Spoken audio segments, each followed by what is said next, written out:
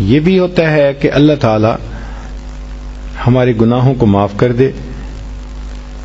تو علامہ سخاوی رحمۃ اللہ علیہ نے قول البدیع میں یہ حدیث روایت کی ہے، بخاری شریف کی روایت ہے کہ جو شخص جمعہ کے دن عصر کی نماز پڑھ کے اپنی جگہ بیٹھا رہے اور 80 مرتبہ یہ درود شریف پڑھے، اللہم صلی علی محمد النبی الامی وعلی آلہ وسلم تسلیما، تو اس کو 80 مرتبہ پڑھنے پر اللہ 80 سال کے گناہوں کو معاف فرما دیتے ہیں. 80 سال سے مراد پوری زندگی کے گناہ معاف. کتنا سستا سودا ہے، ہر جمعے کو یہ عمل ہم کر سکتے ہیں.